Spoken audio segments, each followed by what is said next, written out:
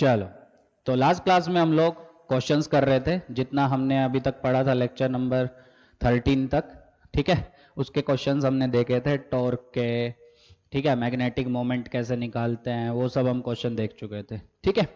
अब आपका chapter advance के हिसाब से कंप्लीट हो गया है। एक चीज बची है जो हम अभी पढ़ेंगे, मूविंग कॉइल गैल्वेनोमीटर, ठीक है। उस पर डायरेक्ट क्वेश्चन आएंगे, एक फॉर्मूला आएगा उसका, पहले फील लेना कि कैसे वो फॉर्मूला आया, ठीक है। डायरेक्ट क्वेश्चन उसके पूछे जाते हैं, अच्छे से समझना, ठीक, फॉर्मूला भी याद कर लेना। फिर उसके बाद बचता है मैग्नेट्स की प्रॉपर्टीज, मैग्नेट्स की वजह से field, south pole, north pole, pole strength क्या होती है, ठीक है, ये सब हम उसमें पढ़ेंगे।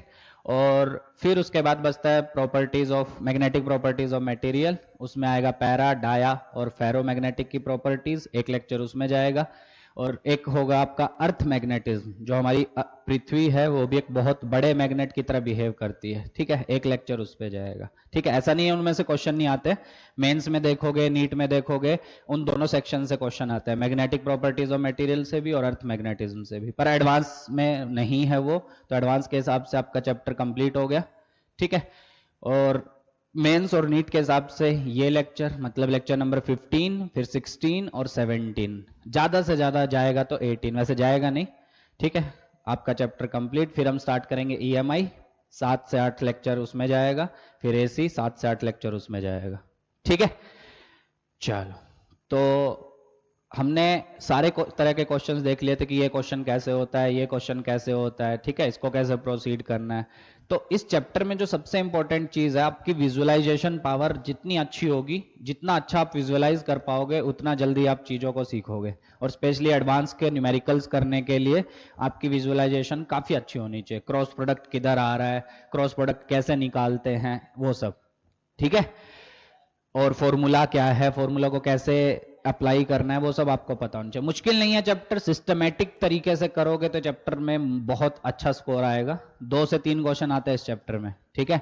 मेंस में 2 क्वेश्चन आएंगे पक्का, नीट में 2 क्वेश्चन आएंगे फिक्स है, 3 भी आ सकते हैं कभी कभी, ठीक है। और बहुत बड़ा चैप्टर भी नहीं है कि बहुत बड़ा चैप्टर है, ठीक है, 17-18 लेक्चर में खत्म हो जाएगा, ठीक है।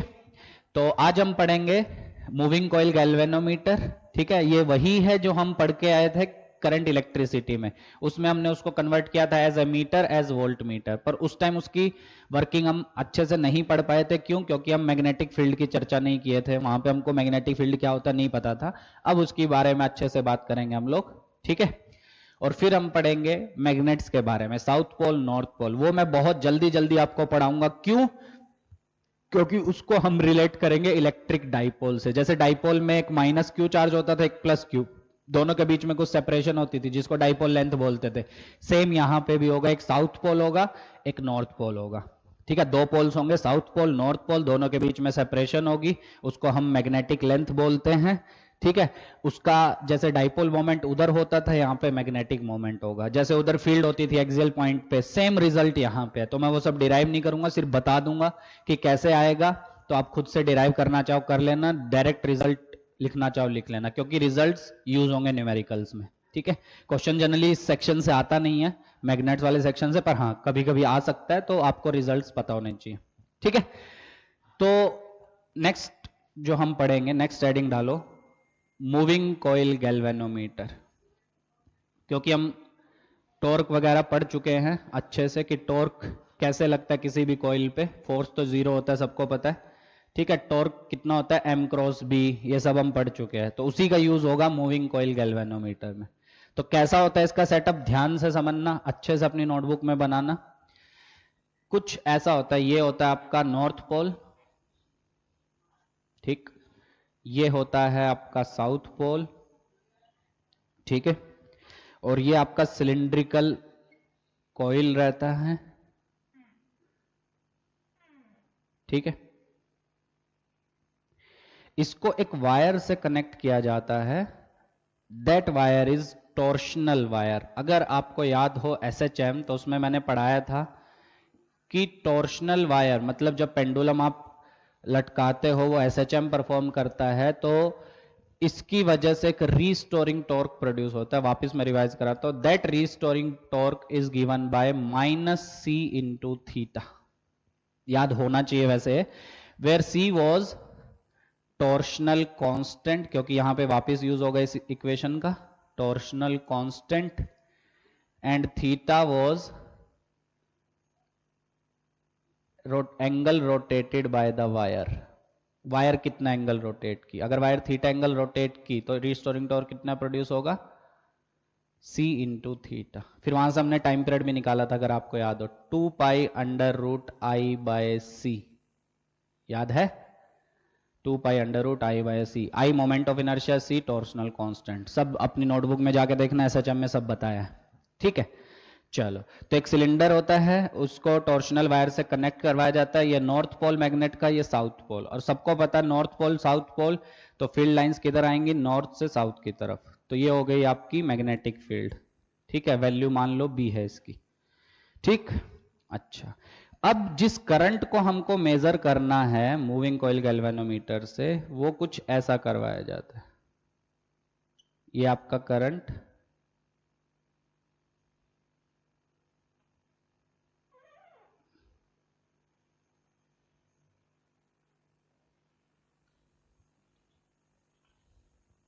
ठीक है,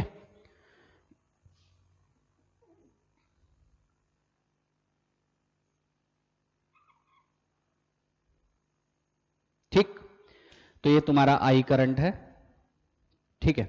अब ध्यान से देखो, तो ये आपको कुछ ऐसा एक रेक्टेंगुलर कॉइल लगेगा जिसमें ये आई करंट आपका फ्लो कर रहा है, ठीक है।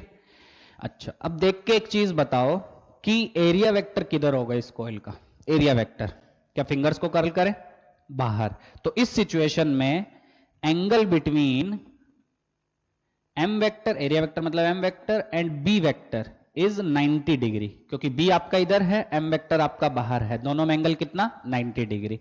तो आपको एक चीज पता है कि अगर एम और बी में एंगल 90 है तो कुछ ना कुछ टॉर्क लगेगा आपका, कितना टॉर्क लगेगा, क्या एम क्रॉस बी, बिल्कुल सही, तो मैग्नीट्यूड वाइज कितना हो जाएगा, एम बी साइन थीटा, दोनों में angle 90, so torque will be M B, मतलब इस कॉइल पे इस सिचुएशन में एक टॉर्क एक्ट करेगा, करेगा क्या, टॉर्क एक्ट करने की वजह से ये घूमेगा आपका, बिल्कुल, किस तरफ घूमेगा, अपने आप को किधर अलाइन करना चाहेगा, ये ऐसा घूमेगा ताकि जो एम वेक्टर है वो बी वेक्टर के अलोंग हो जाए, क्योंकि अपनी इक्विलिब्रियम पोजीशन में आना चाहेगा। इक्विलिब्रियम पोजीशन में कॉइल कब होता है, जब एम और बी में एंगल 0 डिग्री होता है, तब टॉर्क 0 हो जाता है आपका। तो स्टार्टिंग में क्या था, देखो विजुलाइज करना, विजुलाइजेशन बहुत इंपॉर्टेंट है इस चैप्टर में, बी वेक्टर ऐसा, एम वेक्टर इस तरफ, तो एम और बी में एंगल था 90 डिग्री, जिसकी वजह से एक टॉर्क लगा, ठीक है।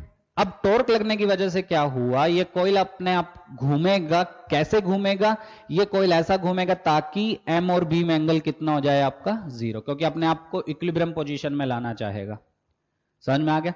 तो मतलब लगातार क्या करेगा, ये कॉइल घूमता जाएगा घूमता जाएगा घूमता जाएगा। पर एक चीज मुझे समझ में आ रही है, सुनना ध्यान से, कि जैसी ये कॉइल घूमेगा, क्या साथ में जो वायर है इसमें कुछ ट्विस्ट आएगा, थीटा क्या था, एंगल ऑफ ट्विस्ट बोला था उधर, वैसे एंगल रोटेटेड बाय वायर या एंगल ऑफ ट्विस्ट एक ही बात है। तो एक चीज सोचो, इनिशियली एम और बी में एंगल कितना था, 90, तो एक टॉर्क लगा कॉइल के ऊपर एम इंटू बी, जिसकी वजह से घूमना चाहेगा और खुद को अलाइन करना चाहेगा बी वेक्टर की डायरेक्शन में, मतलब एरिया वेक्टर का जो डायरेक्शन होगा वो बी के अलोंग करना चाहेगा, ठीक है। अब होगा क्या, जैसी ये बी वेक्टर की तरफ अलाइन होगा, वैसे ही ऊपर से जो वायर है इसमें कुछ ट्विस्ट आएगा आपका, ये वायर आपकी मुड़ जाएगी, घूमेगी, सही है। तो जैसी ये कॉइल घूमने लगा, क्या घूमते घूमते घूमते घूमते ये ऊपर का एंगल ऑफ ट्विस्ट भी बढ़ता जा रहा है, क्या इसकी वजह से, एंगल ऑफ ट्विस्ट बढ़ने की वजह से रीस्टोरिंग टॉर्क जो वायर में आएगा वो बढ़ता जाएगा, बिल्कुल सही, बिकॉज थीटा बढ़ रहा है आपका। तो क्या एक सिचुएशन ऐसी नहीं आएगी जब वायर का जो रीस्टोरिंग टॉर्क है उसको बैलेंस कर लेगा एम क्रॉस बी का जो रीस्टोरिंग टॉर्क होगा, मतलब कॉइल ने घूमना चालू किया, एम और बी के बीच में एंगल चेंज होना स्टार्ट हुआ, स्टार्टिंग में 90 था, बाद में मान लो किसी जनरल इंस्टेंट पे थीटा एंगल हो गया एम और बी में, तो वो वाला टॉर्क कितना हो गया आपका, एम बी साइन थीटा। तो क्या एक सिचुएशन ऐसी नहीं आएगी जहां पे एम बी साइन थीटा को बैलेंस कर लेगा कौन, टॉर्शनल वायर में जो ट्विस्ट थीटा आया उसकी वजह से जो रीस्टोरिंग टॉर्क सी थीटा आया, तो क्या वो कॉइल की इक्विलिब्रियम पोजीशन हो जाएगी, बिल्कुल। तो वहां पे क्या इक्वेशन बनेगी वो ध्यान से समझना। अब इसको और बेटर विजुलाइज करने के लिए, जैसे हमने टॉर्क निकालने में विजुलाइज किया था, तो देखो मैं कैसे विजुलाइज करवा रहा हूं, ध्यान से समझना। सपोज ये आपकी मैग्नेटिक फील्ड है बी, विजुलाइज करना है, ऐसा ऊपर से देख रहे हो आप लोग, ठीक। और ये आपका है, ये कॉइल ऐसा ही दिखेगा ऊपर से, ठीक है। एम वेक्टर बोलो इनिशियली किधर है, एम वेक्टर इसका कुछ ऐसा है, this is your M vector. Angle between M और बी कितना है, 90 डिग्री, दिख रहा है सबको इनिशियली। अच्छा, अब क्या होगा, एक टॉर्क आएगा m इंटू बी, लिखा है वहां पे, किधर डायरेक्शन होगी टॉर्क की, m क्रॉस b से निकाल लो सर, बिल्कुल निकाल लेते हैं। तो m इधर b इधर, m क्रॉस b, तो ऐसा घूमना चाहेगा ये, किस डायरेक्शन में, क्लॉकवाइज डायरेक्शन में। तो मतलब कुछ टाइम के बाद कुछ ऐसी सिचुएशन आपको दिखेगी, ध्यान से समझना, रिजल्ट आने वाला है ये। अब बताओ m वेक्टर किधर हो गया आपका, अब m वेक्टर हो गया ये, ठीक है। अरे आया समझ। तो कितना घूमा कोइल आपका, क्या पहले m वेक्टर इधर था फिर इधर हो गया, तो क्या ये घूमा। So this is basically theta, where theta is angle rotated by the coil. समझ में आ रही है बात। और angle rotated by the coil को आप क्या बोल सकते हैं, एंगल ऑफ ट्विस्ट, क्योंकि वायर भी उतना ही घूमेगी, कॉइल से अटैच्ड है ना वायर। तो अगर कॉइल आपका थीटा एंगल घूमा तो क्या आपकी वायर भी थीटा एंगल घूमेगी, तो इसको आप एंगल ऑफ ट्विस्ट भी बोल सकते हैं, क्योंकि साथ साथ वायर भी आपका थीटा एंगल घूमेगी। अब मुझे एक चीज सोच के बताना, कॉइल अगर थीटा एंगल घूमी तो क्या एम और बी में एंगल चेंज हो जाएगा 90 से, है ना। इनिशियली एंगल कितना था 90, तो अब जब घूमेगी तो एम और बी में एंगल कितना, बी तो अभी भी इधर ही है, क्या एम ऐसा हो गया आपका, तो दोनों में एंगल क्या ये हो गया, बिल्कुल सही है सर। तो अगर ये थीटा तो ये कितना 90 माइनस थीटा, तो मान लो इसको मैं कुछ अल्फा बोल रहा हूं, ठीक है। अब याद है बोलेंगे सर ये तो डायरेक्ट 90 माइनस थीटा, इसको अल्फा क्यों लिख रहा है, 90 माइनस थीटा से ही सोल्व कर लेते हैं, ठीक है। पर अल्फा क्यों लिखा वो आपको थोड़ी देर में समझ में आ जाएगा। तो मैं दो अलग अलग एंगल ले रहा हूं, थीटा, थीटा क्या है, इनिशियली एम वेक्टर ऐसा, फाइनली एम वेक्टर ऐसा, तो दोनों में एंगल थीटा। इसका मतलब ये जो कॉइल रोटेट किया यहां से ऐसा, तो कितना एंगल रोटेट किया, ये थीटा एंगल आपका रोटेट किया, सही है यहां तक, मतलब ये वाला एंगल आपका थीटा है, चेक कर लेना, ठीक है यहां तक। अच्छा, अब तो थीटा मैंने क्या लिख दिया, angle rotated by the coil या एंगल ऑफ ट्विस्ट, क्योंकि जितना कॉइल रोटेट करेगा जितना एंगल, उतने ही एंगल से आपकी टॉर्शनल वायर भी ट्विस्ट होगी, ठीक है यहां तक। अच्छा, दूसरा, इस नई पोजीशन पे अल्फा क्या हो गया, क्या angle between M vector and B vector. वैसे इस सिचुएशन में वो 90 माइनस थीटा, नो डाउट। इस गिवन डायग्राम में, इस गिवन सिचुएशन में अल्फा जो है angle between M vector and B vector, वो 90 माइनस थीटा, बिल्कुल सही बात है। पर अभी के लिए उसको अल्फा मान लेते हैं, क्यों माना वो आपको थोड़ी देर में समझ में आ जाएगा। तो अब एक चीज बताओ, अगर ये पोजीशन इक्विलिब्रियम पोजीशन है तो क्या मैं बोल सकता हूं कि torque due to M cross B, torque due to M cross B, let's say it is tau 1, क्या उसको बैलेंस कर लेगा restoring torque due to the torsional wire, बिल्कुल सही, तभी तो इक्विलिब्रियम में होगा, वो नेट टॉर्क 0 हो जाएगा। So tau 1 should be equal to tau 2, tau 1 M cross B, तो एम बी साइन थीटा, दोनों में एंगल मैंने कितना लिया है, डायग्राम में देखो alpha, so that will be M B sine alpha, that should be equal to tau 2 restoring torque due to torsional wire, क्या that is c into theta, बिल्कुल सही। m क्या होता है, magnetic moment, that is current into area, current ये जो flow कर रहा है जो हमको मेजर करना है, into b sin alpha, that is equal to c theta. तो यहां से i कितना आ गया बोलो, c theta by A B sine alpha. ये रिजल्ट आपको याद नहीं रखना है, याद क्या रखना है वो मैं अभी थोड़ी देर में बताऊंगा। यहां तक समझ में आ गया। फिर से देखो, मूविंग कॉइल गैल्वेनोमीटर जो है वो कैसे वर्क करता है, जिस करंट को हमको निकालना है, ठीक है, कैलकुलेट करना है, वो हम ऐसे भेजते हैं ताकि ये एक रेक्टेंगुलर कॉइल जैसा लगे, ठीक है, या रेक्टेंगुलर कॉइल ही मान लो, कोई फर्क नहीं पड़ता, ठीक है। नॉर्थ पोल साउथ पोल, जिसकी वजह से फील्ड लाइंस होगी नॉर्थ से साउथ की तरफ, जिसका मैग्नीट्यूड है बी। इस सिलेंडर को कनेक्ट किया जाता है एक टॉर्शनल वायर से, जो कि हम पढ़ चुके हैं एसएचएम में, ठीक है।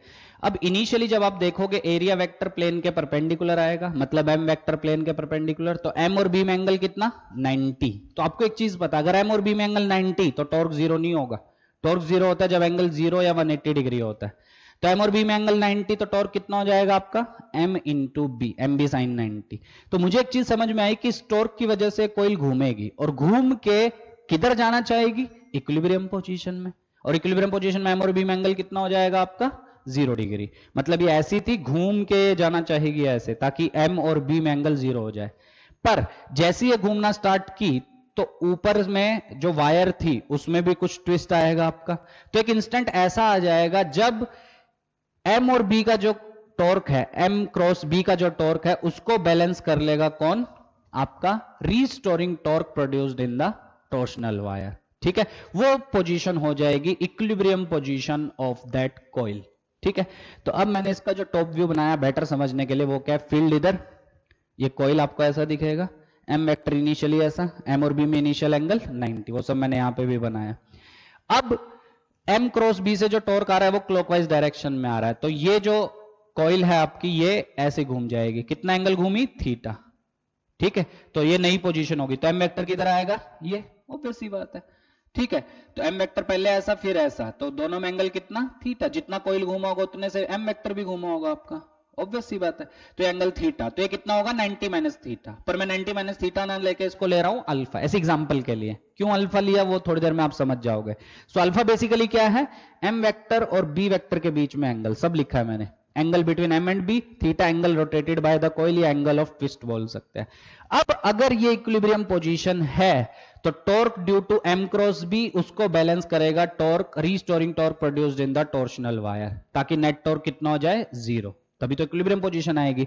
सो torque due to M cross B that will be M B sine theta, दोनों में एंगल कितना है alpha, that should be equal to restoring torque in the wire C into जितना एंगल से वायर घूमी, कितने एंगल से घूमी, थीटा। सो यहां से कितना आ गया m, magnetic moment, current into area, अगर नंबर ऑफ टर्न्स भी दिए हैं तो n हो जाएगा, मतलब इस कॉइल में अगर n टर्न्स है तो n हो जाएगा। बहुत बुक में आपको n भी मिलेगा इधर, चलो जनरल लिखते हैं, n भी लिख लेते हैं। ठीक है, तो यहां पे लिख लेना let the coil is having n turns. ठीक है, कभी कभी आपको क्वेश्चन में नंबर ऑफ टर्न्स भी दे देता तो परेशान नहीं होना, तो आपका m हो जाएगा n into I into A. ठीक है, सो आई कितना हो जाएगा, C theta by N A B sine alpha. फिर से मैं बोल रहा हूं, थीटा क्या है, जितने एंगल से कॉइल घूमा, या angle of twist in the wire. Alpha क्या है, एम वेक्टर और बी वेक्टर के बीच में एंगल, जो इस सिचुएशन में नो डाउट 90 माइनस थीटा है, मतलब ये हो जाएगा कोस थीटा इस सिचुएशन में। ठीक है, अब मैंने उसको अल्फा क्यों लिखा वो समझो अब ध्यान से, यहां तक समझ में आ गया, कोई मुश्किल नहीं है, बहुत आसान है। ठीक है, सेम डेरिवेशन हमने टॉर्क के लिए की तो थी। ठीक है, टॉप व्यूज का बना के देखा था। अब सुनना, मैंने ये एंगल अल्फा क्यों लिया, अब आपको क्लैरिटी होगी। एक्चुअल में जो मैग्नेट मैंने अभी लिया नॉर्थ और साउथ, एक्चुअल में वैसे नहीं होते। एक्चुअल में जो मैग्नेट होते हैं वो कुछ ऐसे होते हैं आपके, ध्यान से समझना, बहुत ध्यान से, ये मैग्नेट होते हैं एक्चुअल में।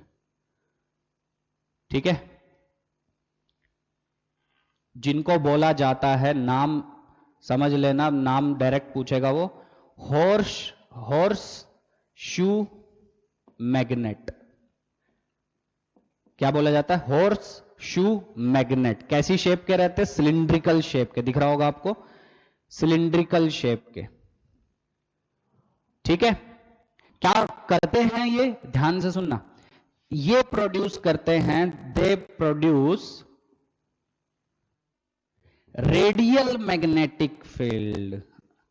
अगर किसी को अंग्रेजी आती है तो उसको अभी मतलब समझ में आ गया होगा। They produce radial magnetic field, 3D में मैग्नेटिक फील्ड ये प्रोड्यूस करते हैं कुछ इस प्रकार।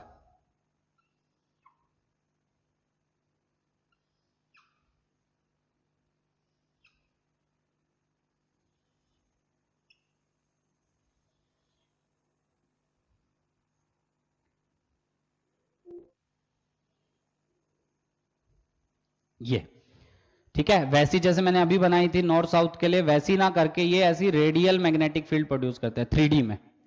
अब इस रेडियल मैग्नेटिक फील्ड से सर क्या फायदा हुआ, है ना, आधे लोग सोच सकते हैं सर इससे क्या फायदा हुआ। अब इससे क्या फायदा हुआ, ध्यान से सुनना। ये कॉइल वाली सिचुएशन में वापस यहां बनाता हूं। इनिशियली देखो कॉइल यहां पे, फील लेना थोड़ा सा। ठीक, एम वेक्टर किधर, ये, तो एम वेक्टर और बी वेक्टर में एंगल कितना 90, वो तो वहां पे भी था।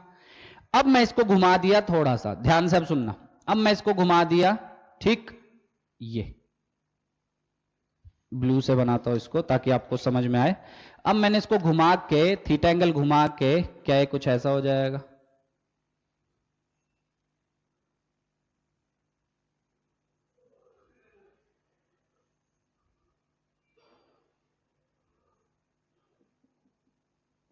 समझ में आ रहा है? अब बताओ एम वेक्टर किधर? अब सर एम वेक्टर इधर हो गया आपका। ठीक, बिल्कुल सही है। अभी भी एम और बी में एंगल कितना? M B. अभी भी एम और बी में एंगल कितना? 90 डिग्री। तो हॉर्स शू मैग्नेट या बोला जाए रेडियल मैग्नेटिक फील्ड, इसका काम ही क्या है?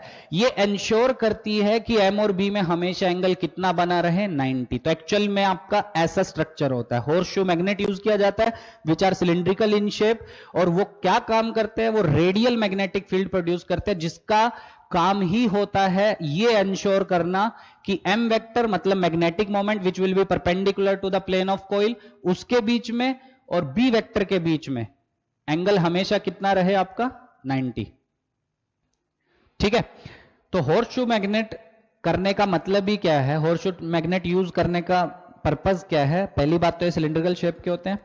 ये जो है वो रेडियल मैग्नेटिक फील्ड प्रोड्यूस करता है, जो इंश्योर करती है कि एम वेक्टर और बी वेक्टर में हमेशा एंगल 90 हो। अब समझ में आया मैंने यहां पे अल्फा क्यों बोला? क्योंकि इस सिचुएशन में ठीक है वो 90 माइनस थीटा, पर हमको तो ये पढ़ना है ना, हमको पढ़ना ही वही है जब एम और बी में हमेशा एंगल कितना हो आपका? 90 degree.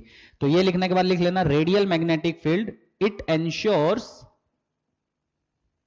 That angle between m vector and b vector is always 90 degree. हमेशा याद रखना, ठीक है। पर अभी भी इसका मतलब ये नहीं है कि कोइल घूमा नहीं है। देखो अभी भी कोइल आपका थीटा एंगल से घूमा है, पर थीटा एंगल से घूमने के बावजूद आपका m और b में एंगल 90 माइनस थीटा नहीं है, वो 90 रहेगा। ये किसने इंश्योर किया? इन रेडियल मैग्नेटिक फील्ड्स ने। पर हां, कोइल अभी भी थीटा एंगल घूमा है, मतलब अभी भी वायर में जो ट्विस्ट आएगा वो थीटा आएगा आपका, ठीक है। अभी भी वायर में restoring torque c into theta आएगा, पर अब जो आपका m क्रॉस b का टॉर्क है वो एम बी साइन अल्फा, ये यही होगा ना। पर अल्फा क्या होगा? हमेशा 90, तो that will be m into B, और वही हमको पढ़ना है। समझ में आ गया? तो इक्विलिब्रियम पोजीशन अगर ये है तो क्या मैं बोल सकता हूं? Torque due to M B that should be equal to torque due to restoring torque due to torsional wire. M B का टॉर्क बोलो, एम बी साइन अल्फा, क्योंकि अल्फा मैंने एंगल माना है एम और बी के बीच में, जो उस सिचुएशन में 90 माइनस थीटा था, पर इसमें हमेशा कितना होगा? 90 degree. So alpha is equal to 90, that should be equal to torque due to torsional wire, वो तो थीटा ही घूमी है क्योंकि कोइल आपने थीटा एंगल घुमाया है, so that will be C into theta. Alpha की वैल्यू 90 डालते हैं, so M B should be equal to C theta. M magnetic moment that will be N I A, that should be equal to C theta. तो यहां से आपका theta by आई कितना आ गया बोलो? N B A by C. बहुत important result, direct question आएंगे इसके। So theta, theta is basically क्या है? द एंगल ऑफ ट्विस्ट या angle rotated by the coil. ध्यान से समझना, क्वेश्चन आते हैं इसके direct. I the current flowing in the coil, या जो करंट हमको मेजर करना है। N number of turns in the coil, अगर नहीं दिया तो 1 ले लेना। बी मैग्नेटिक फील्ड का magnitude. A area of the coil. C torsional constant. सारी वैल्यूज क्वेश्चन में दी होंगी, कोई एक चीज पूछेगा। इस थीटा बाय आई को एक चीज बोला जाता है that is called sensitivity of moving coil galvanometer. सीधे क्वेश्चन आएंगे, find the sensitivity of moving coil galvanometer, मतलब थीटा बाय आई की वैल्यू पूछ रहा है। तो थीटा बाय आई की वैल्यू कितनी होती है? एनबीए बाय सी या एनबीए बाय के। बहुत बुक में के मिलेगा आपको, क्योंकि उन्होंने टॉर्शनल कांस्टेंट को के का सिंबल दिया, पर हम जो एसएचएम में पढ़े थे वहां भी हमने सी बोला था, यहां पे भी हम सी ही बोल रहे हैं, ठीक है। तो ये था आपका मूविंग कॉइल गैल्वेनोमीटर, ठीक है। कोई मुश्किल नहीं है, बस आपको टॉर्क आना चाहिए, एम और बी का टॉर्क कैसे निकालते हैं, कॉइल कैसे घूमा, एनालाइज करो, समझो। नहीं समझ में आ रहा है तो वापस जाओ, जब हमने torque acting on a coil लिखा था in a magnetic field, M cross B जब हमने डिराइव किया था, ठीक है, उसमें को मैंने टॉप व्यू से भी समझाया था ताकि आपको फील आए। समझ में आ गया? पक्का? So this is basically sensitivity of moving coil galvanometer, NBA by C, ठीक है। कर लोगे? चलो एक क्वेश्चन इसका देखते हैं जो 19 मेंस में आया था, ठीक है। क्वेश्चन क्या है? ध्यान से देखो, सीधे सीधे क्वेश्चन आते हैं, ठीक है, कर लोगे? सो एक क्वेश्चन आपको बहुत पहले एक बार एग्जामिनेशन में आया था, उसने पूछा था कि ये जो वायर मतलब ये जो मैग्नेट है, हॉर्सशू मैग्नेट, किस शेप का होता है? तो डायरेक्ट आपका थियरी का पार्ट था सिलिंड्रिकल शेप का, ठीक है। और क्या प्रोड्यूस करता है ये? रेडियल मैग्नेटिक फील्ड, जो इंश्योर करता है कि आपका जो एम और बी में एंगल है वो हमेशा कितना रहे? 90। इतना थियरी का पार्ट अच्छे से समझ लेना, ठीक है। तो क्वेश्चन क्या है देखो, जो आ चुका है, ध्यान से समझना, मैं पूरा नहीं लिख रहा हूं, क्वेश्चन पढ़ देता हूं। A moving coil galvanometer has a coil having 175 turns, area 1 centimetre square, torsional constant की वैल्यू 10 की पावर -6, मैग्नेटिक फील्ड का वैल्यू पूछा है उसने, और क्वेश्चन में गिवन था coil deflects by 1 degree for a current of 1 milliampere. अगर आपको गैल्वेनोमीटर याद है तो पता है बहुत छोटे करंट में वो डिफ्लेक्शन शो करता था, देखो ना 1 मिली एम्पियर में वो 1 डिग्री डिफ्लेक्शन शो कर रहा है आपका, ठीक है। तो क्वेश्चन है बी की वैल्यू अप्रोक्सीमेटली कितनी है? ऑप्शन है 10 की पावर -1, -2, -3, -4। कर लोगे सॉल्व? अब आपको अगर फॉर्मूला नहीं आता है तो बहुत मुश्किल है इसको सॉल्व करना, ठीक है। तो फॉर्मूला क्या बोलो? Theta by I, that should be N B A by C. So B निकालना है हमको, that will be C by N A into theta by I. C 10 की पावर -6, एन 175, एरिया 10 की पावर -4, थीटा एंगल जितने से rotate किया coil 1 degree, क्या degree में यूज करोगे? नहीं, रेडियन में। सो 180 degree pi radian, 1 degree pi by 180 into current 10 की पावर -3, -7 से ये गया -6, -6 से -6 गायब। सो क्या बचा आपका? Pi which is 3.14 upon 18 into 175, approximately 3 ले ले क्योंकि हमें तो अप्रोक्सीमेटली आंसर निकालना है। 3 से गया 6, सो 1 अपॉन 1050, क्या इसको 1000 मान ले? तो अप्रोक्सीमेटली आंसर आ गया 10 की पावर -3 टेस्ला। कर लोगे? तो ये ऑप्शन में था 10 की पावर -1, -2, -3, -4, ये 4 ऑप्शंस थे। 19 मेंस में आ चुका है, ठीक है। तो सीधे सवाल आएंगे आपके जो हमने क्लास में पढ़ा है, मेंस में स्पेशली, और एडवांस में तो इसके इतने क्वेश्चंस नहीं आते जनरली, ठीक है। तो अच्छे से नोट करो, फिर इसके बाद आगे पढ़ते हैं। चलो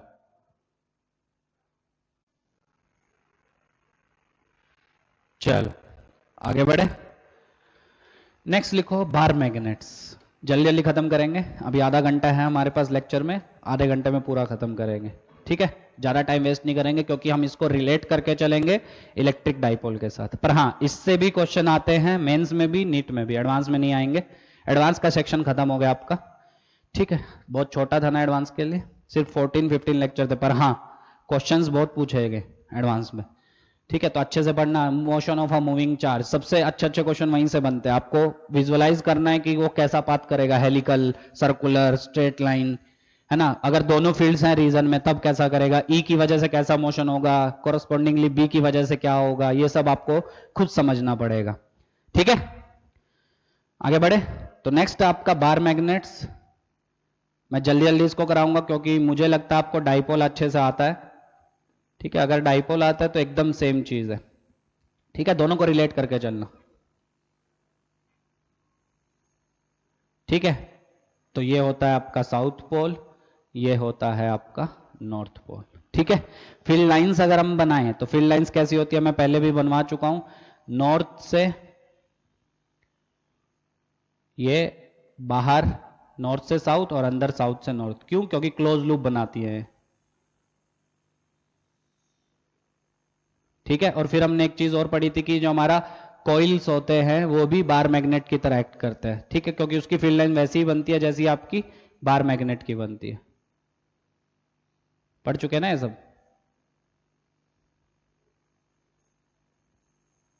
ठीक है।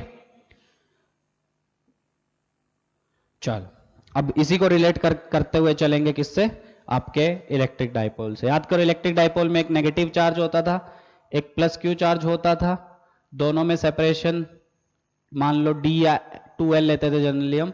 तो इसमें एक चीज डिफाइन की जाती थी, डाइपोल मोमेंट पी वेक्टर से डिनोट करते थे, याद है? वो होता था either charge multiplied by separation between the charges या लेंथ ऑफ डाइपोल, ठीक है, डायरेक्शन किधर से किधर होती थी, नेगेटिव चार्ज से पॉजिटिव चार्ज की तरफ। ये सब आपको लिखना नहीं है नोटबुक में, ये सब पहले लिख चुके हैं। सेम हम पढ़ेंगे बार मैग्नेट के लिए। कैसे? बार मैग्नेट में ये जो साउथ होता है, ये जो नॉर्थ होता है, ठीक है, शायद मैंने जब आपको मैग्नेटिक मोमेंट पढ़ाया था तब भी मैंने बताया था कि हम आगे भी पढ़ेंगे, तो वो यहीं पे पढ़ेंगे। तो इसकी एक पोल स्ट्रेंथ होती है दैट इज -m, सेम जैसे -q, और नॉर्थ की लेते हैं +m जैसे +q, एकदम सेम चीज है जो वहां पे थी, ठीक है। और ये लेंथ होती है आपकी l, ठीक है। एक्चुअल में बहुत बुक में लिखा जाता है कि इसकी जो ज्योमेट्रिकल लेंथ होती है मैग्नेट की, ज्योमेट्रिकल समझ में आ रहा है, ये पूरी इस एंड से लेके इस एंड तक वो ज्यादा होती है as compare to magnetic length. Magnetic length मतलब पोल्स के बीच में सेपरेशन, ठीक है। कितना रेशो होता है? HCV में 0.81 रेशो दिया है, मतलब magnetic length divided by geometrical length, इसका रेशो दिया गया है 0.81, ठीक है। मतलब जो पोल्स बनते हैं थोड़े से अंदर बनते हैं, ये साउथ ये नॉर्थ, एंड से थोड़ा सा अंदर, ठीक है। दोनों में डिस्टेंस कितना, उसको बोलते हैं मैग्नेटिक लेंथ। वो ज्योमेट्रिकल लेंथ से आपकी थोड़ी सी कम होती है, ठीक है। वैसे उससे कोई मतलब नहीं है, कोई पूछेगा भी नहीं, ठीक है। जैसे वहां पे -q +q चार्ज होते थे, वैसे यहां पे -m और +m होता है, where m is called pole strength, ठीक है। अब आधे बोलेंगे सर पोल स्ट्रेंथ क्या बताता है हमको? जैसे वहां पे चार्ज, आपको कोई भी चार्ज, क्यू चार्ज आपको क्या बताता था? वो कितनी इलेक्ट्रिक फील्ड प्रोड्यूस करेगा उसकी मैग्नीट्यूड बताता था, मतलब चार्ज जितना बड़ा वो उतनी ज्यादा इलेक्ट्रिक फील्ड प्रोड्यूस करता था। ऑब्वियस सी बात है। एक क्यू चार्ज से r दूरी पे फील्ड कितनी होती थी? KQ/r²। तो 2q की वजह से कितनी होगी? k × 2q/r²। तो जितना बड़ा चार्ज, जितना चार्ज का मैग्नीट्यूड ज्यादा, क्या उतनी इलेक्ट्रिक फील्ड अब वो प्रोड्यूस करता है। मतलब चार्ज बेसिकली आपको क्या बताता है? इलेक्ट्रिक फील्ड का मैग्नीट्यूड। सिमिलरली किसी भी मैग्नेट की पोल स्ट्रेंथ आपको क्या बताती है? उसके द्वारा प्रोड्यूस की जाने वाली मैग्नेटिक फील्ड, ठीक है। तो it tells about the strength of, इसलिए नाम इसका स्ट्रेंथ दिया, it tells about the strength of magnetic field produced by a pole। एक पोल जो मैग्नेटिक फील्ड प्रोड्यूस करेगा उसकी स्ट्रेंथ को कौन बताता है? Pole strength. जितनी ज्यादा पोल स्ट्रेंथ होगी उतनी ज्यादा वो मैग्नेटिक फील्ड प्रोड्यूस करेगा, ठीक है। सबको रिलेट करके चलो, ठीक। अब उसी की तरह इसमें भी एक टर्म डिफाइन की जाती है that is called magnetic dipole moment, ठीक है। 2 क्लास पहले हमने एक चीज पढ़ी थी मैग्नेटिक मोमेंट, मैंने बताया था वो मैग्नेट, बार मैग्नेट के लिए भी डिफाइन होती है, कॉइल के लिए भी, पर वहां पे हमने कॉइल के लिए स्पेशली पढ़ी थी, यहां पे मैग्नेट के लिए पढ़ रहे हैं। So magnetic dipole moment denoted by capital M vector, and capital M vector is equal to small m into ये जो लेंथ है, where small m is pole strength, L आपका क्या है? पोल्स के बीच में सेपरेशन। अब सवाल उठता है ये वेक्टर क्वांटिटी है तो डायरेक्शन भी होगी, जैसे वहां पे होती थी नेगेटिव से पॉजिटिव, सेम यहां पे किधर? -m से +m, एकदम सेम चीज है ये, साउथ पोल से नॉर्थ पोल की तरफ।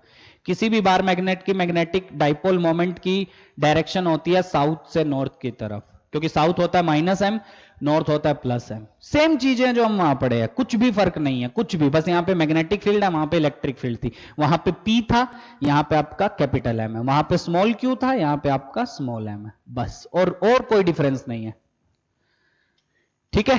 चलो आगे बढ़े, चलो नेक्स्ट, फिर से magnetic field produced by a monopole. Actual में एक चीज ध्यान देना, मोनोपोल कभी भी एग्जिस्ट नहीं करते हैं, हमेशा पेयर में एग्जिस्ट करते थे, साउथ नॉर्थ। मोनोपोल मतलब सिंगल पोल, सिंगल पोल कभी भी एग्जिस्ट नहीं करते हैं, पर अगर करते तब कितनी मैग्नेटिक फील्ड प्रोड्यूस करते वो हम यहां से देखते हैं, एकदम सेम जो हम उसके लिए पढ़े थे, ठीक है। तो कितना? ये स्मॉल m क्या है?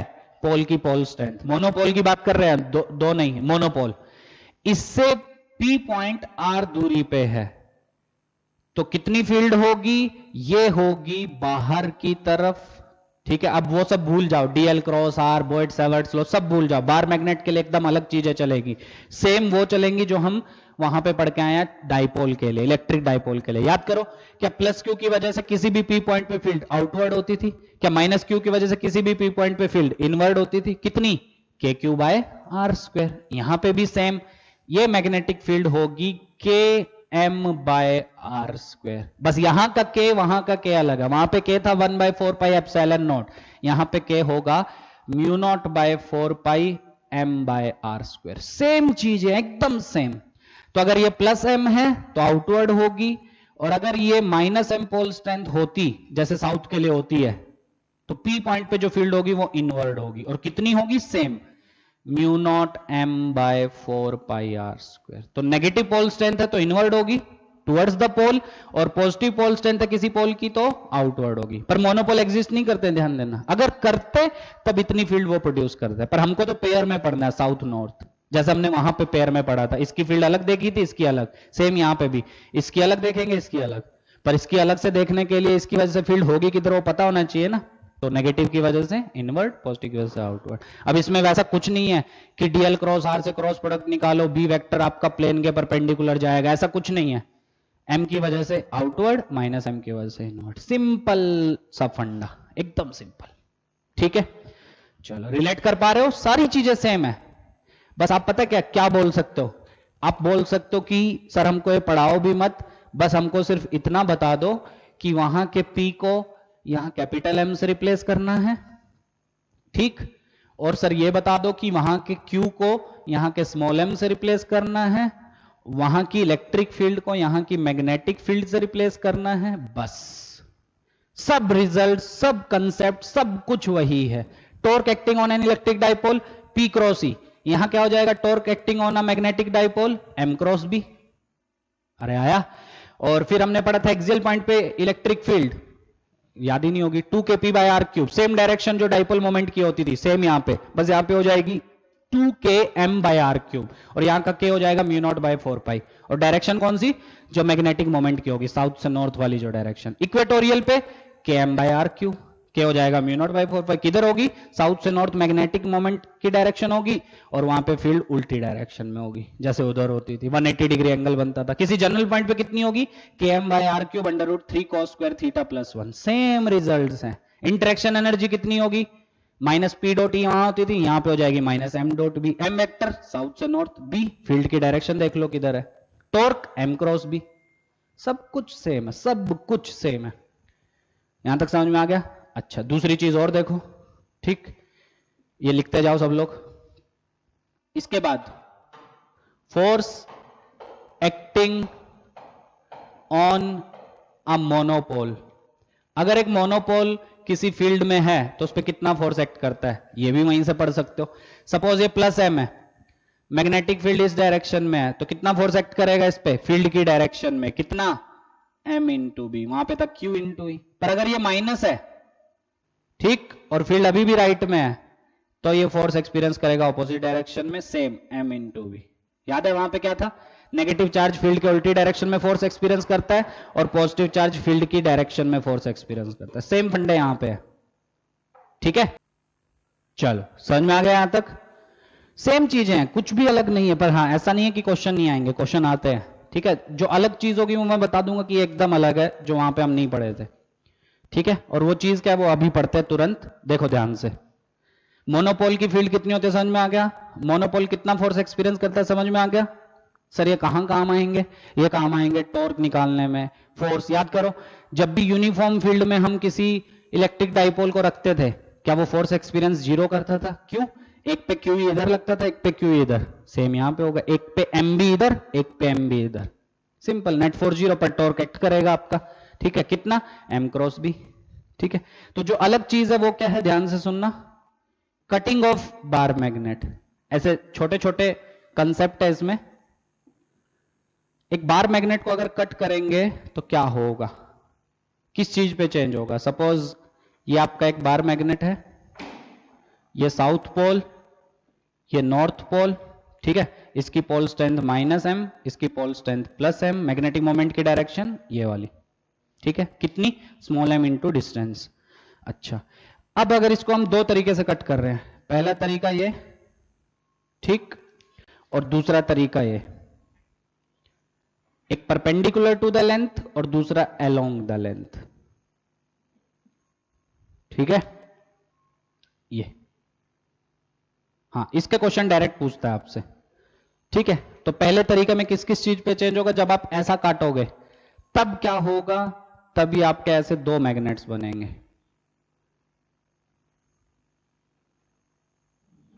ठीक है, ध्यान से अब सुनना। आधो को क्या लगता है सर ये आपने काट दिया तो ये सिर्फ साउथ बचेगा और ये सिर्फ नॉर्थ बचेगा। नहीं, कभी भी मोनोपोल एग्जिस्ट नहीं करते। ये आपका हो जाएगा नॉर्थ और ये आपका हो जाएगा साउथ।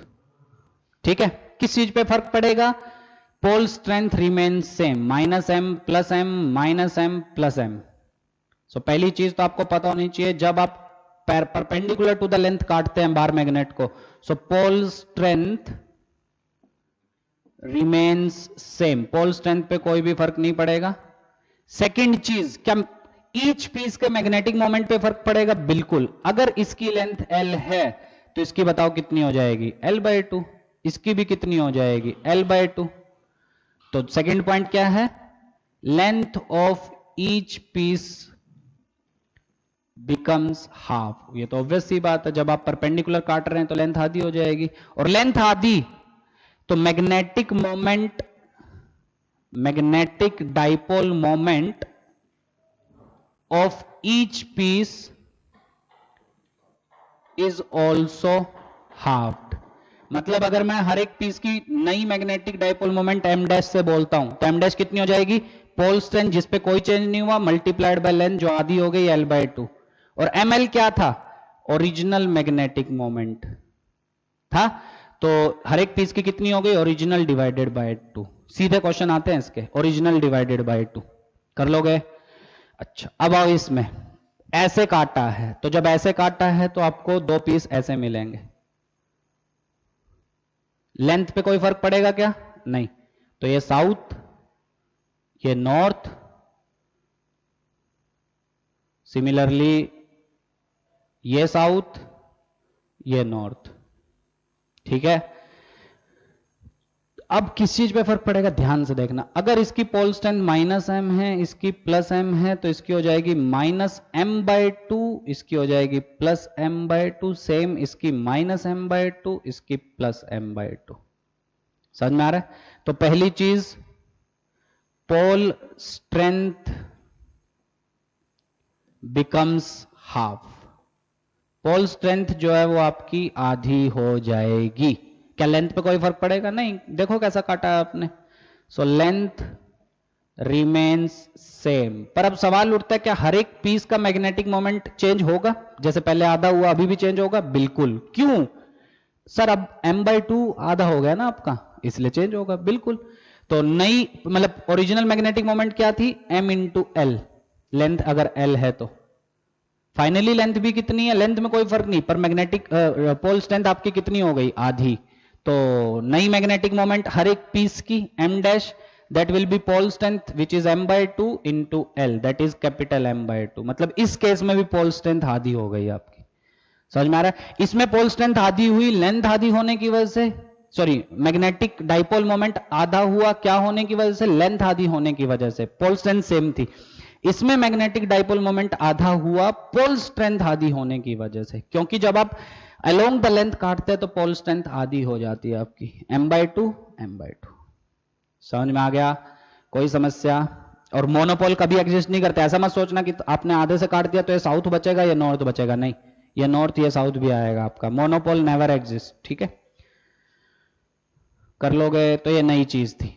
ठीक, अब फटाफट आगे की चीज करते हैं, क्योंकि उतनी मुझे नहीं लगता जरूरत है बताने की। ये कर लोगे, चलो पॉज करके नोट कर लेना, इससे थियोरेटिकल क्वेश्चन आपके मिल जाएंगे। हाँ, अब इसी में एक क्वेश्चन और आता है, ध्यान से सुनना।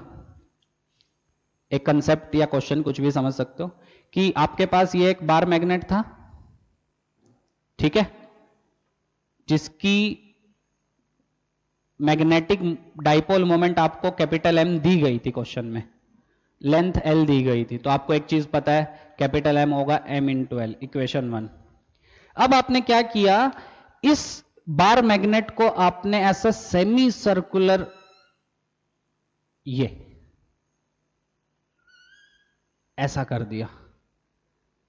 ठीक, ये आपका साउथ, ये आपका नॉर्थ, मतलब कि ऐसा कर दिया आपका, ऐसा मतलब क्या समझ सकते हो ना कैसा किया, हाँ ऐसा कर दिया। ठीक है, तो क्वेश्चन है, अगर इसकी magnetic dipole moment m dash है तो उसको कैपिटल M की टर्म में रिप्रेजेंट करो। कैपिटल M ओरिजिनल वाले की जो मैग्नेटिक डाइपोल मोमेंट थी, कर लोगे? अब इसमें वही फंडा लगेगा जो हम वायर के केस में लगाते थे कि वायर अगर सीधी नहीं है, ऐसा है, तो एल वेक्टर क्या करते थे, एंड को ज्वाइन करके। सेम यहां पे भी साउथ से नॉर्थ ये आपको ऐसा बनाना पड़ेगा। ठीक, मान लो इसकी रेडियस कितनी है, सेमी सर्कल कर दिया ना r, तो आप एक चीज लिखते हो, इस l से ही ये बना है, तो l should be equal to 2 pi r का आधा, क्योंकि सेमी सर्कल है ना। तो रेडियस कितनी हो जाएगी सेमी सर्कल की, that will be l by pi. पक्का? हाँ, तो ये जो सेमी सर्कल बना इसकी मैग्नेटिक मोमेंट बोलो m dash, that will be pole strength, उस पे तो चेंज नहीं हुआ, दैट इज m इनटू ये डिस्टेंस, ये लेना पड़ेगा आपको। कितना है ये, 2r, so that will be m into 2r, that is l by pi, so this is 2 by pi into ml, और ml क्या था, capital M, so m dash हो गया आपका 2m by pi। ये क्वेश्चन आपका 2017 या 18 नीट में आ चुका है। ठीक है, कर लोगे? तो कुछ मुश्किल नहीं है, बस कंसेप्ट समझो। और ये पोर्शन तो इतना जल्दी मैं खत्म करूंगा कि आपको हवा ही लगेगी क्या हुआ, पर हाँ, हर चीज मैं कवर कर रहा हूं, और जो चीज जल्दी खत्म करूंगा वो चीज आप डाइपोल में पहले पढ़ चुके, इलेक्ट्रिक डाइपोल, बस चीजें रिप्लेस हुई है, सिंबल रिप्लेस हुए हैं, चीजें वही है। प्लस क्यू की वजह से आउटवर्ड फील्ड होती थी, माइनस क्यू की वजह से इनवर्ड फील्ड होती थी, यहाँ प्लस एम की वजह से आउटवर्ड मैग्नेटिक फील्ड होगी, माइनस एम की वजह से इनवर्ड होगी। सेम फॉर्मूला, के क्यू बाय आर स्क्वायर, यहाँ पे के एम बाय आर स्क्वायर, छोटा एम, के की value mu naught by 4 pi, simple. कर लोगे? चलो, कोई डाउट यहां तक? पक्का? तो ऐसे किसी भी शेप में आप बेंड कर दोगे तो आप खुद से कर लोगे, ये ऐसा आपको ये इफेक्टिव लेंथ हो जाएगी। ठीक है, 2r, r को l की टर्म में रिप्रेजेंट कर दो, कर लोगे? चलो आगे बढ़े। चलो देखो अब आगे, नेक्स्ट लिखो हेडिंग डाल के, magnetic field due to a bar magnet. Heading डालो, magnetic field due to a bar magnet, magnetic field due to a bar magnet. फटाफट करवाऊंगा मैं। First at an axial point, first at an axial point, derivation तो मैं बिल्कुल भी नहीं करवाने जा रहा हूं, at an axial point.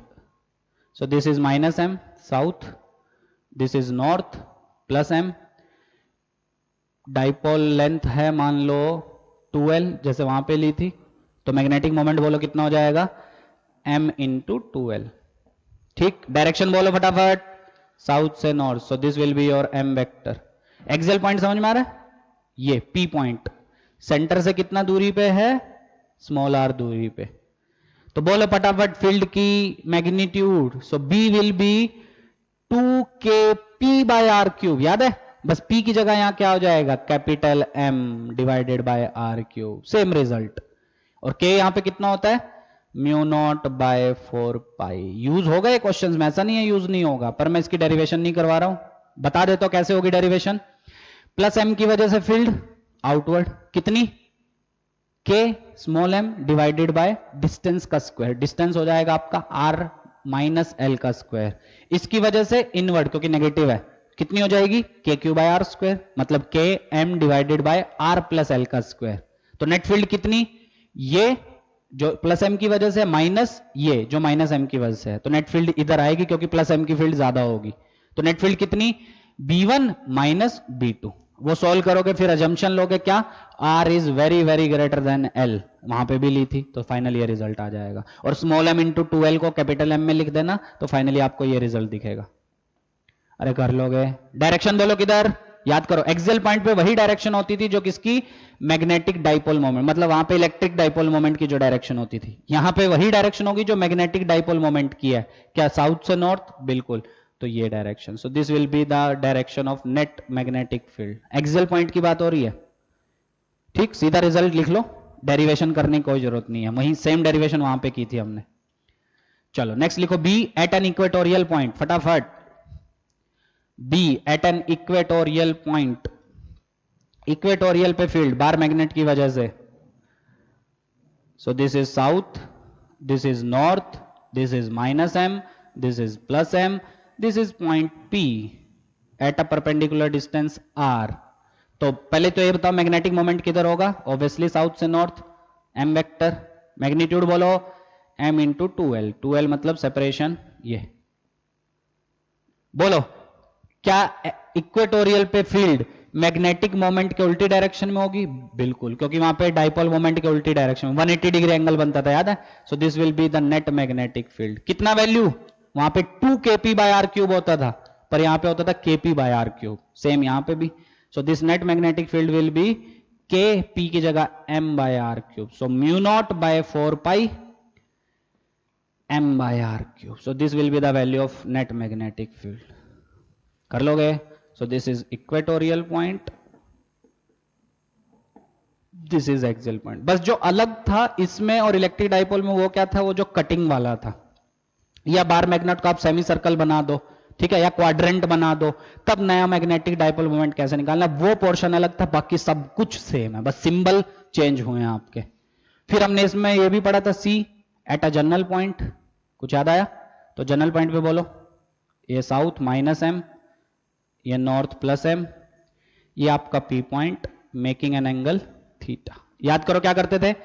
M vector को रिजोल्व करते थे M cos theta M sine theta. M cos theta का एक्सियल बन जाएगा तो उसकी वजह से फील्ड होगी ये, let's say it is B1, याद दिला रहा हूं मैं वापस से। और एम साइन थीटा का ये पी पॉइंट होगा इक्वेटोरियल, तो उस पर फील्ड होगी मैग्नेटिक डाइपोल मोमेंट के ऑपोजिट डायरेक्शन में, तो ये B2। कौन सी फील्ड बढ़ी, P1 या B2? B1 की वैल्यू कितनी? एक्सियल पॉइंट पे फील्ड, याद करो। So that will be 2 mu naught by 4 pi m की जगह m cos थीटा, क्योंकि m cos थीटा का एक्सियल बनेगा, this will be your m vector. अरे याद है सब? Divided by r cube. B2 की वैल्यू दैट इज इक्वेटोरियल पे फील्ड, किसकी वजह से? ये m sin थीटा की वजह से। किधर? m sin थीटा के ऑपोजिट, क्योंकि इक्वेटोरियल पे ऑपोजिट डायरेक्शन में होते हैं। कितनी? Mu naught by 4 pi into m sin theta by r cube. Net बोलो, नेट किधर जाती थी? नेट जाती थी जो फील्ड ज्यादा है उसकी तरफ। This is net magnetic field. कितना मैग्नीट्यूड आता था अगर आपको याद हो? मैं याद दिलाता हूं वापिस से, शायद याद आ जाए। Mu naught by 4 pi capital M by R cube, वहां पे था KP by R cube under root 3 cos square theta plus 1। Same यहां पे भी है। किधर आएगी? ये कुछ एंगल बनेगा अल्फा, ये भी मैंने सिखाया था। tan अल्फा बोलो कितना? tan alpha will be B2 by B1। या कभी कभी पूछ लेता था हॉरिजॉन्टल के साथ एंगल बताओ कितना, याद आया? तो हॉरिजॉन्टल के साथ क्या, थीटा और ऐड कर दो, तो थीटा प्लस अल्फा। और अल्फा कितना? tan inverse B2 by B1। B2 कितना? ये B1। ये सब पढ़ा चुका हूं मैं, वापस वही चीजें हैं, ठीक है। और इसमें तो मुश्किल है ही नहीं, डीएल क्रॉस आर से फील्ड प्लेन के परपेंडिकुलर जाएगा, ऐसा कुछ है ही नहीं यहाँ पे। तो प्लस एम की वजह से आउटवर्ड, माइनस एम की वजह से इनवर्ड। कर लोगे पक्का? चलो फटाफट आगे बढ़े। चलो नेक्स्ट देखते हैं, force acting on magnetic dipole. लिखो फटाफट, force acting on a magnetic dipole in a uniform electric field. तो अगर ये यूनिफॉर्म इलेक्ट्रिक फील्ड है, ये हमने मैग्नेट को रखा, this is south, this is north, this is minus M, this is plus M. तो बोलो फील्ड का मैग्नीट्यूड अगर B है तो इस पे फोर्स लगेगा MB प्लस है, इस पे लगेगा MB फील्ड के ऑपोजिट डायरेक्शन में, ठीक है, फील्ड के ऑपोजिट डायरेक्शन में। तो नेट फोर्स कितना हो जाएगा आपका? 0। चल तो फोर्स कितना लगेगा आपका? 0, ठीक है। क्यों? MB उधर MB इधर, सेम वही जो हम डाइपोल में पढ़ते थे, QE इधर QE उधर। इस सिचुएशन में, इस पोजीशन में क्या टॉर्क है? नहीं, क्योंकि दोनों फोर्सेस का लाइन ऑफ एक्शन देखो यहां से पास कर रहा है, तो टॉर्क नहीं है। क्यों नहीं है वो भी आप समझ सकते हो, क्योंकि M और B के बीच में एंगल कितना दिख रहा है आपको? 0, क्योंकि M वेक्टर इधर B वेक्टर इधर। पर अगर उसकी डेरिवेशन आपको याद हो, अगर मैं इसको ऐसा करूं, सेम चीजें एकदम, कुछ अलग है ही नहीं। ये आपका मान लेते हैं नॉर्थ, ये मान लेते हैं साउथ, ये uniform magnetic field B, so this will B MB, this will B MB। Force अभी भी 0 है ना, पर क्या दोनों मिलकर घुमाएंगे? बिल्कुल घुमाएंगे। तो कितना परपेंडिकुलर डिस्टेंस? अगर ये मेरी 2L है, क्या 2L साइन थीटा है ना, तो जब सोल्व करोगे तो टॉर्क कितना निकल के आएगा आपका? MB sine theta. Vector form में बोलो M vector cross B vector. Same हम पढ़ चुके हैं एक कॉइल के लिए, करंट कैरिंग कॉइल के लिए, ठीक है। M vector B vector, M cross B, कर लोगे सोल्व? अब इस पे भी वही क्वेश्चन बन सकता है जो डाइपोल में बनते थे कि एंगुलर एक्सेलरेशन निकालो, है ना? कर लोगे ना वो सब? ठीक है। वैसे वो आएगा नहीं क्योंकि मास वगैरह का कुछ है नहीं इसमें, तो वो ऐसे क्वेश्चन नहीं मिलेंगे आपको, बाकी सब कुछ सेम है। फिर वही इंटरेक्शन एनर्जी कितनी हो जाएगी? Minus M vector dot B vector, M B cos theta. Same चीजें एकदम सेम, एम वेक्टर की डायरेक्शन साउथ से नॉर्थ। ठीक। फिर वही कि इस मैग्नेट को एक पोजीशन से दूसरी पोजीशन रोटेट करने में कितना वर्क, मान लो इनिशियल एंगल है θ1 और फाइनली मान लो यहां कहीं आ गया और फाइनल एंगल हो गया सपोज θ2, तो बोलो कितना एंगल है, मतलब कितना वर्क करना पड़ेगा? क्या work done is equal to delta U? बिल्कुल, that is U final minus U initial, so that will be minus mb cos θ2 where θ2 is final angle minus minus plus mb cos θ1, सब heading के साथ उतार लेना अपनी notebook में। so that will be mb into cos θ1 minus cos θ2। ठीक है, तो हेडिंग क्या है? Force acting on a magnet in a uniform magnetic field that will be 0, torque acting that will be mb sin theta, derivation की जरूरत नहीं है क्योंकि सेम वही है। so tau in vector form will be m cross b, u interaction energy that will be minus mb cos theta, work done in rotating that will be this।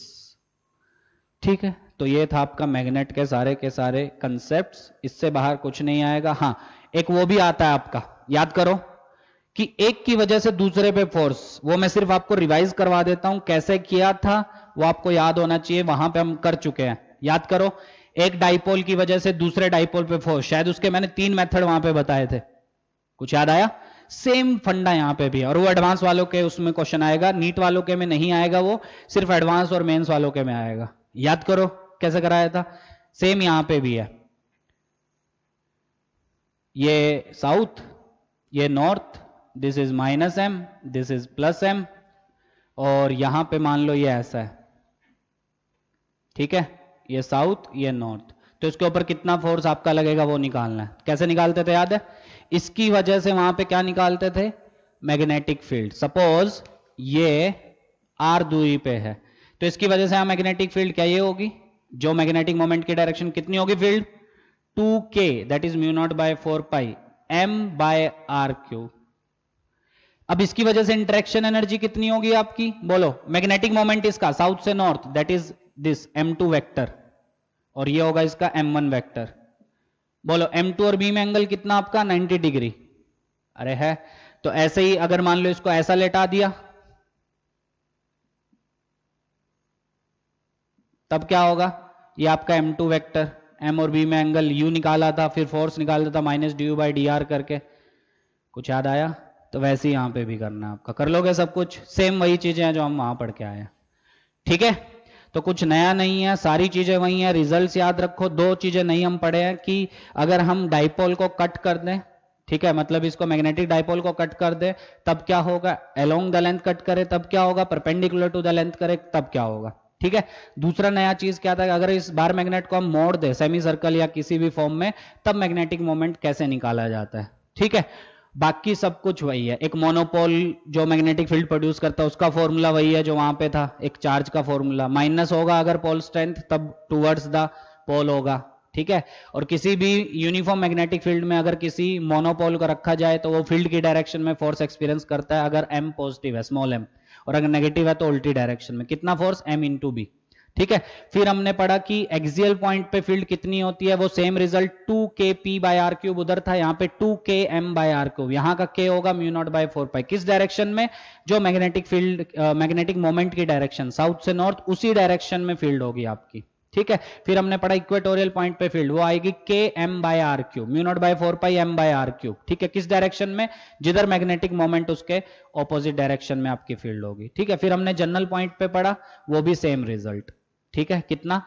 km by R cube under root 3 cos square theta plus 1, कितने angle पे जाएगी वो सब आप geometry से मैंने वहां पे अच्छे से सिखाया है। ठीक है, फिर हमने पढ़ा कि अगर कोई भी मैग्नेटिक डाइपोल को अगर हम यूनिफॉर्म मैग्नेटिक फील्ड में रख देते हैं तो वो जीरो फोर्स एक्सपीरियंस करता है, क्योंकि एम बी उधर एम बी इधर, दोनों cancel, net force zero. Torque zero होगा या नहीं वो डिपेंड करेगा एम और बी में एंगल कितना है। जनरल फॉर्मूला टॉर्क का that is M vector cross B vector. ठीक है, मतलब एम बी साइन थीटा। तो अगर एम वेक्टर बी वेक्टर के पैरेलल है तो टॉर्क जीरो एक्सपीरियंस होगा, एंटी पैरेलल है तब भी जीरो एक्सपीरियंस होगा।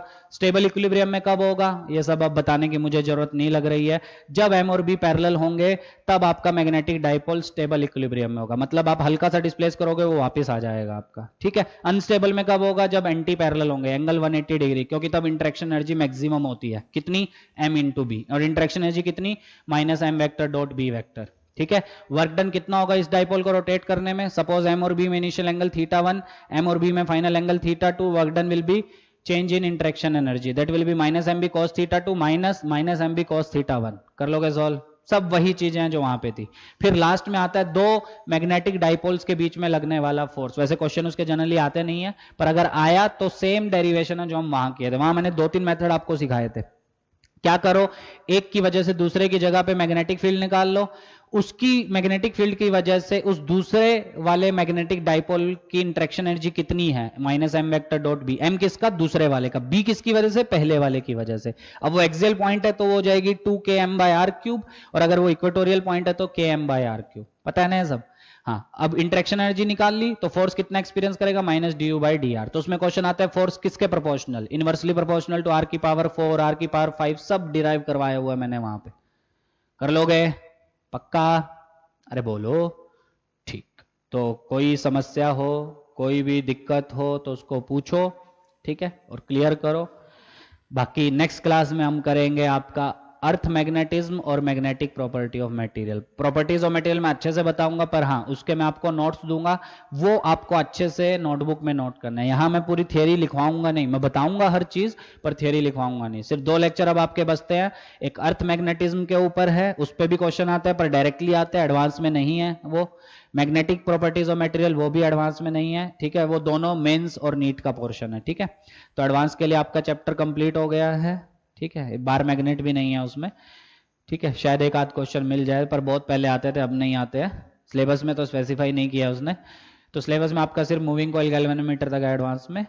ठीक, अब 2 लेक्चर और आपका चैप्टर कंप्लीट। फिर हम स्टार्ट करेंगे 2 लेक्चर के बाद ईएमआई, इलेक्ट्रोमैग्नेटिक इंडक्शन, इंपॉर्टेंट है, 8-9 लेक्चर उसमें जाएगा। फिर हम करेंगे उसके बाद एसी, वो भी इंपॉर्टेंट है और इजी है बहुत, उसमें जाएगा 5 से 6 लेक्चर। ठीक है, मतलब 2 वीक में ये दोनों आपके ऑलमोस्ट खत्म हो जाएंगे। ठीक है, फिर आएगा मॉडर्न फिजिक्स और फिर लास्ट में हीट थर्मो जो बचा है वो। ठीक है, चलो ट्राई करेंगे अक्टूबर मिड तक खत्म करने की। वैसे मुझे लगता है खत्म हो सकता है अक्टूबर मिड तक। ठीक है, खत्म हो जाएगा सिलेबस, पर अच्छे से जितना अभी चल रहा है वो अच्छे से प्रैक्टिस करो। कोई भी डाउट है उसको पूछो, और इस चैप्टर में स्पेशली फॉर्मूलाज को याद रखो। मुझे नहीं लगता इस चैप्टर में इतनी दिक्कत आने वाली है। ठीक है, हाँ कुछ क्वेश्चंस में आ सकती है दिक्कत जो बहुत अच्छे लेवल के होंगे, उसमें आपको बहुत स्ट्रॉन्ग विजुअलाइजेशन चाहिए कि क्या हो रहा है कैसे हो रहा है। ठीक है, पर जनरली क्वेश्चन नीट की बात करो, मेंस की बात करो, सीधे सीधे आएंगे जो हमने देखे थे बोर्ड पे, पास्ट ईयर देखे थे हमने, सीधे सीधे क्वेश्चन भी पूछता है, घुमा के भी अगर पूछता है तो आपको अगर थियरी क्लियर है, कंसेप्ट क्लियर है तो आप कर सकते हैं। ठीक है, तो यहां तक अच्छे से पढ़ो, बार मैग्नेट के सारे रिजल्ट्स अच्छे से लिख लो, प्रॉपर हेडिंग बना के लिखो। मैंने यहाँ पे पूरे नहीं बताए हैं, रिजल्ट्स पूरे बताए हैं, हेडिंग वगैरह मैंने खुद नहीं बताई है, तो आप खुद से करके उसको नोट कर लेना। कर लोगे, इसका एक आध क्वेश्चन नेक्स्ट लेक्चर की स्टार्टिंग में करेंगे, और नेक्स्ट लेक्चर में पढ़ेंगे मैग्नेटिक प्रॉपर्टीज ऑफ मटेरियल, और लास्ट में हम लोग पढ़ेंगे अर्थ मैग्नेटिज्म। ठीक है, 2 लेक्चर और लगेगा, चैप्टर कंप्लीट। तो अच्छे से पढ़ो यहाँ तक। कोई भी समस्या हो टॉर्क निकालने में, क्या होता है सर टॉर्क, कैसे डेरिवेशन की, वो नहीं समझा, मुझे बता। मैंने 2 मेथड बताए थे टॉर्क निकालने के, ठीक है ना, एक विजुअलाइजेशन करवाया था टॉप एंड से, टॉप व्यू, ठीक है, पर उसके अलावा अगले लेक्चर में मैंने बताया भी था कि आप सिंपली ऐसा समझ सकते हैं बी अगर प्लेन में है तब ज्यादा अच्छे से समझ में आता है बच्चों को। बस तब क्या चेंज हो जाएगा, कपल फॉर्म होगा, पर कपल के बीच में जो परपेंडिकुलर डिस्टेंस होगा फोर्सेस के बीच में, वो बी नहीं बचेगा, वो आपका बी साइन थीटा हो जाएगा, तब वहां से टॉर्क आपका एम बी साइन थीटा निकल के आता है। ठीक है, एम कैसे निकालते हैं उसके भी मैंने ट्रिक सिखाई। अगर आपके पास लूप पूरा नहीं है तो पूरा बन सकता है वो, और क्वेश्चन ऐसे ही आएगा ताकि वो लूप पूरा बने। ठीक है, ये सब सिखा चुका हूं मैं, तो अच्छे से प्रैक्टिस करो, आपको कॉन्फिडेंस आएगा चैप्टर में। कर लोगे, चलो।